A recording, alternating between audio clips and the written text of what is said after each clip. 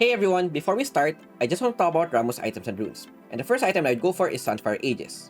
Not only does this item provide Ramos with more HP, it also helps him clear the jungle faster, as well as deal additional DPS to enemy targets. Second item that I'd go for is Iceborne Gauntlet. This has really good synergy with Ramos' second skill because of the fact that the more armor you have, the higher damage that you deal, as well as the bigger the AoE slow that you get. An alternative item that you could go for is Thornmail. If they have a lot of auto attackers, you can get this item so that you would easily zone those targets as well.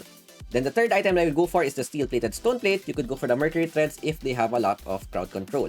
After this, we would get the Armor and String Guard, granting Ramos more armor, magic resist, as well as additional stats when at max stacks. Once we have a lot of armor and magic resist, we could go for the Warmog's Armor, giving Ramos more HP, as well as regen when out of combat. Last item is a flex depending on the team composition. You could go for the Thornmail for anti-healing, Frozen Heart if they have a lot of auto attackers, or even Randuin if they have a lot of crit. Last alternative item that you could go for is Force of Nature if they are AP heavy. So it's up to you on what item you would want to get. Going to the runes, the first rune I would go for is Aftershock. This is Ramos' bread and butter. When you get a taunt off, combining with the second skill, you become really tanky and deal more damage. Then the second rune I would go for is Weakness. When you taunt a target, you would deal more damage as well as your teammates, and it also stacks with his Iceborne Gauntlet. An alternative rune that you could go for is Triumph, so that when you get a kill, you would get a lot of HP back and deal more damage when targets are low on HP. Third rune I would go for is Hunter Titan. This is really good, especially if they have a lot of CC, so that you could reduce the duration of those stuns. If they have no crowd control, you could go for the Conditioning so that you would gain more armor and MR throughout the game. Last rune I would go for is Pathfinder, granting him more movement speed, allowing his ganks to be a lot more deadlier. But an alternative for this would be Hunter Genius if you'd want to lower the cooldown of your skills. So either is okay, but I would usually go for the Pathfinder. That is it for Ramos runes and items, and I will see you guys in game.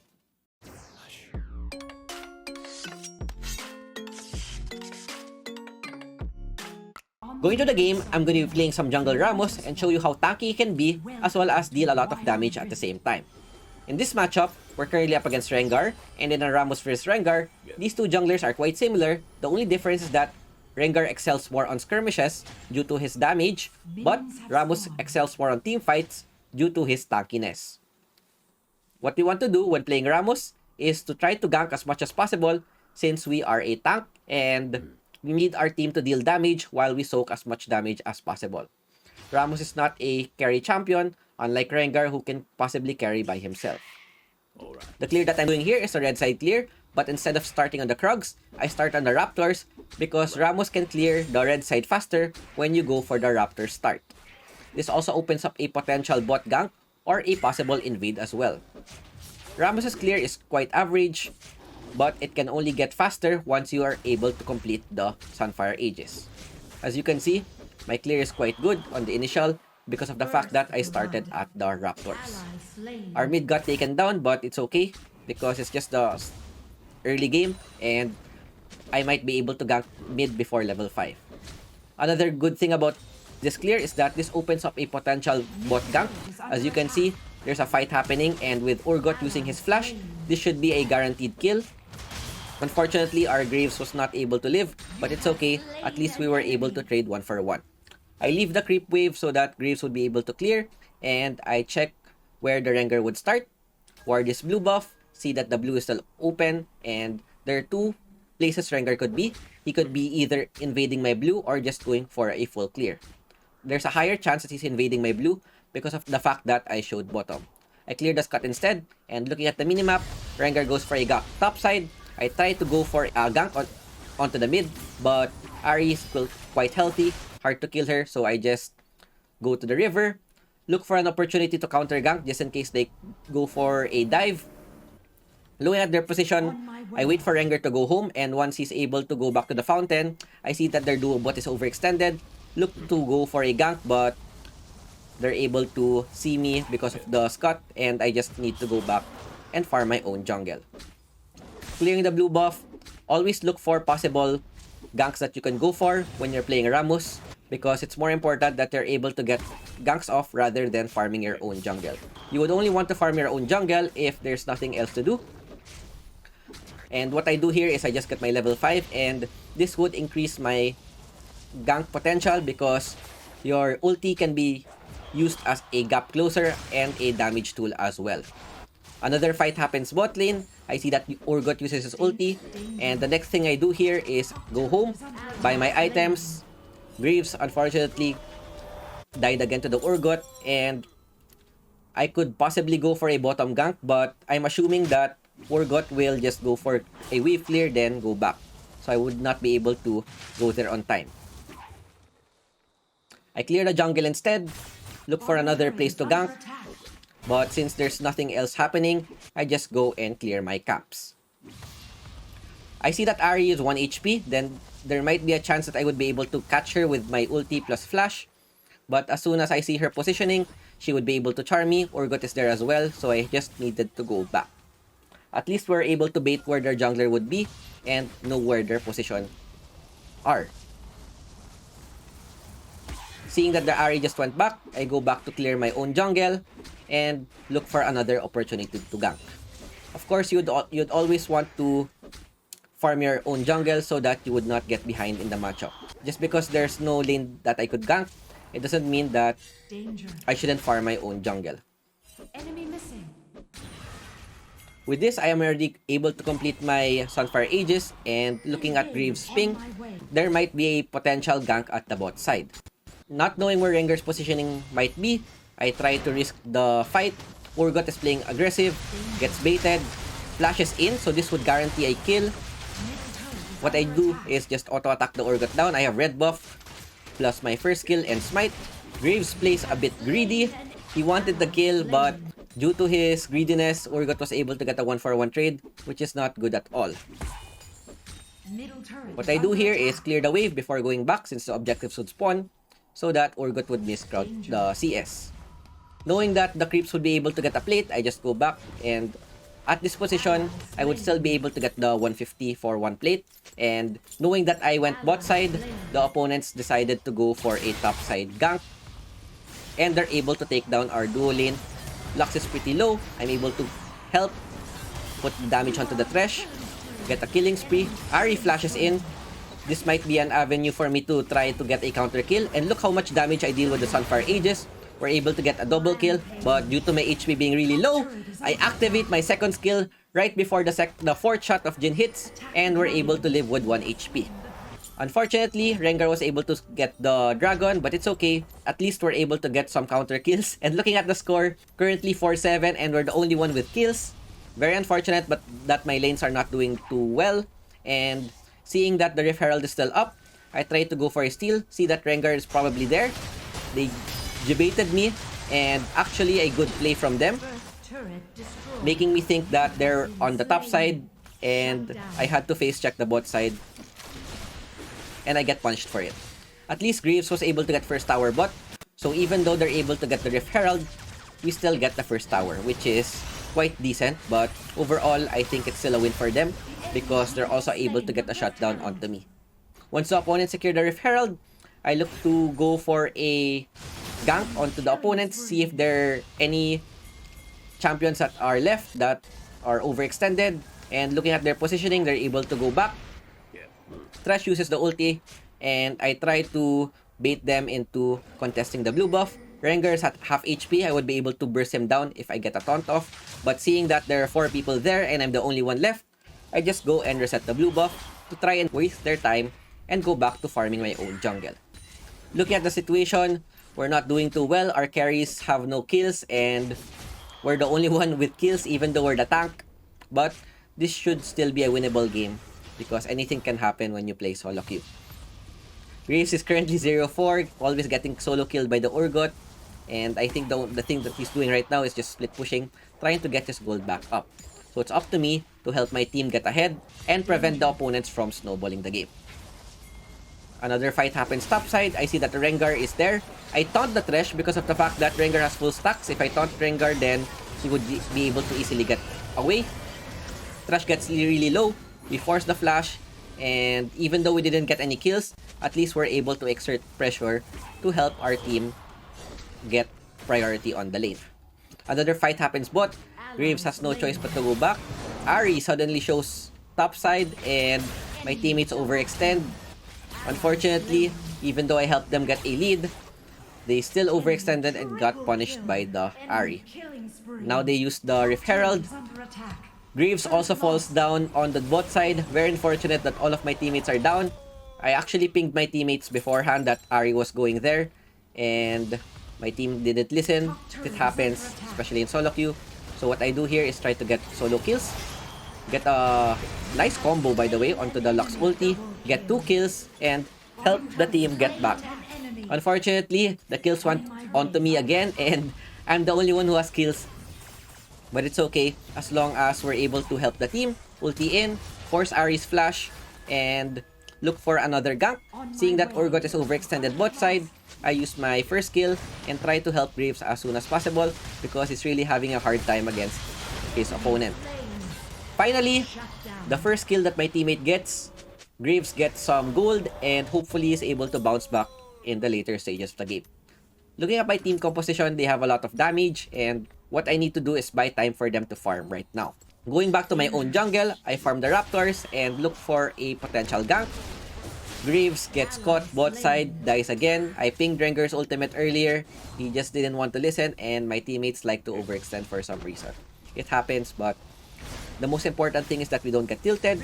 Rengar is out of position. Get him to it for a taunt. Lux steals the kill, but at this point, it's okay because of the fact that we have a lot of gold. Dodge Ari's charm, and once they have no more CC, I'm easily able to escape. Try to kite the Urgot, gets the ulti onto me, so I have to play a bit safe. I still have Stone Fleet to buy time. Ari misses another charm. I still have my ultimate to go for another re-engage if possible, but looking at their positioning, they're not there to help. I see that Caitlyn is pushing mid, and I think we're able to at least get a tower out of that. With the Herald spawning soon, I take the red buff, and hopefully none of them dies. Greaves is busy split pushing again. Lux actually ults mid side, and looking at their positioning, they're quite low, so I go in for an engage. Taunt the Thresh with my Stone Fleet plus second skill, buy a lot of time, and when I'm low at HP, just flash out. Tank a lot of their damage. At least we're able to take down their Thresh. The 5v4. All in all, even though they're able to get Rift Herald, at least we're able to help Greaves get gold, take top tower, and get a kill. Unfortunately, Lux decided to contest Herald, don't know why. But it's okay because we're able to buy time for our team. Try to chase down the Rengar since he's pretty low. I have my Iceborne ready with a slow and weakness, get him low. Unfortunately, Ari is quite strong and I don't have any MR right now. Rengar lives with 1 HP. Caitlyn tries to get a kill, but Rengar is able to escape. Urgot goes in with a flash, and we're placed out of position. Caitlyn dies due to the ignite. Greaves is still busy split pushing top. Hopefully, we're able to buy time, a lot of time for him. And looking at his gold, he's quite rich with 9.7k. And he's able to get another tower topside with Demolish. What we're doing right now is just buying Graves time so that he would be able to get their towers down as well as get more gold. Seeing that he's now out of position, my teammates are dead, he still tries to overextend. I ping to try and help him, but he's outnumbered, so we go for the Urgot instead, who's out of position. Try to get him down before his teammates arrive. Once we get a kill into the Urgot, we immediately go back. And as much as I would want to start a dragon, my smite is still on cooldown, that's why I am second guessing if I should finish this thing. But looking at the numbers advantage, it's currently a 3v4 to our advantage. And seeing that they still have a jungle, I'm hoping that Rengar wouldn't go for the contest. I'm waiting for my smite to go up before we go and finish the objective. Seeing that Rengar is at the mid, this is the time for me to finish the dragon, and we're able to secure this. This is quite huge because getting a dragon would deny the 3 dragon buff from the opponent, allowing us to buy time just in case we need to give the 3rd dragon away. Rengar does another gank bot. I think Urgot TPs as well. Graves is busy split pushing. Even though Graves gets caught again in the bot side, at least he's able to trade 1 for 1. And this goes to show that at least he's very strong right now.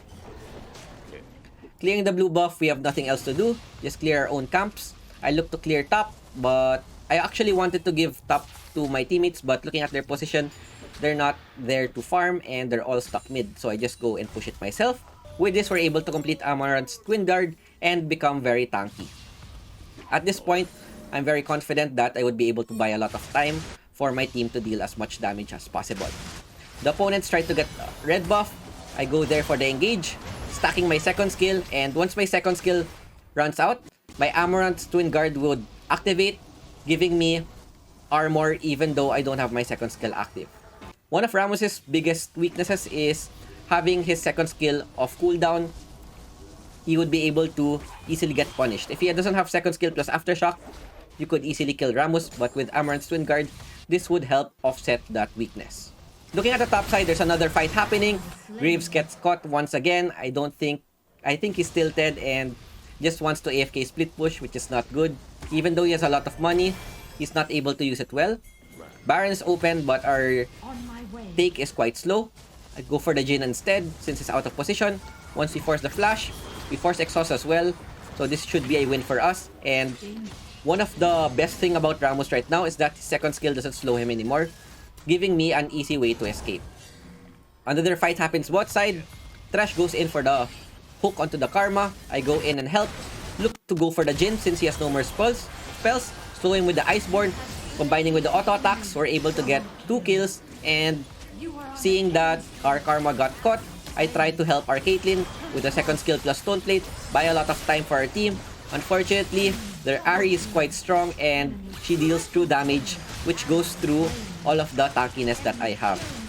Infinity Orb as well goes through because I am low on HP. This opens up Baron. They might be able to take this. I tell my team to go there. Graves is busy fighting the Urgot top side. And at this point, there's one good thing that's happening right now is that Graves is finally able to win the 1v1 against his counterpart. I tell my team to check Baron just in case, but Graves decides to go against it and push mid instead. Looking at the minimap, Rengar actually died, Ahri as well, and this means that Baron is open for us to take with 3 of their members down. Ping them to go for this objective. Graves is playing very greedy, going for a 2v1 on their tower.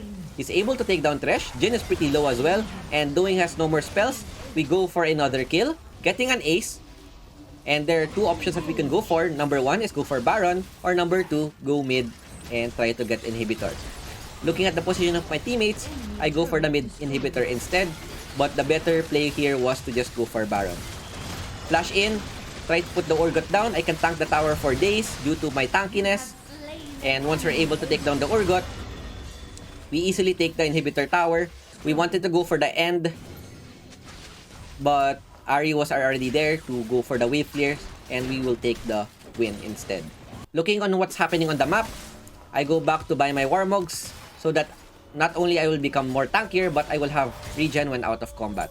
I tell Graves to stop split pushing and come with us because he's quite fed right now and I would be able to tank all of the damage.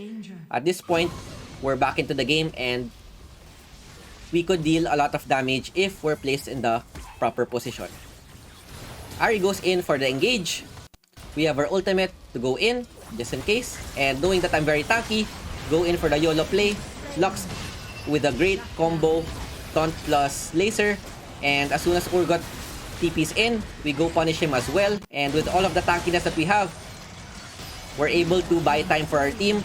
Urgot gets us with his own ulti, but this opens up my team to deal a lot of damage. Graves is right there, and good thing he is able to finally go with the team, and we get a 2-for-2 trade. It would have been better if my team was there earlier, but it's okay. What's important is that we didn't lose the fight. Their dragon is now up, but since their jungler is still alive, we're not able to take it, and Graves decides to split push, but at this point, he's really strong. The only thing that we need to do is peel for my team while they deal damage. 16k gold.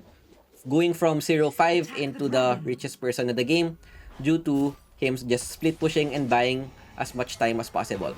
With me spawning right now, I would be able to go on time to contest the dragon. Our Caitlyn's actually 0-5, but she has 4 items, which means that she would still deal damage even though she doesn't have any kill. Other fight happens here. Taunt the Urgot, secure the dragon, and going on the front, tanking all of the damage from Amaranth with my second skill helps me become a lot more tankier. Graves decides to flash in, playing it very greedy. He lives with 1 HP. Push the mid lane with 2 of their members gone. I still have a lot of HP plus Warmogs to get my health back. Force the team fight, flash in, get the Jhin, tank the Nexus as well. We still have Stone Plate plus second skill, and we just go and end the game. From a disaster start, we're able to come back, help buy time for our team, and get the victory.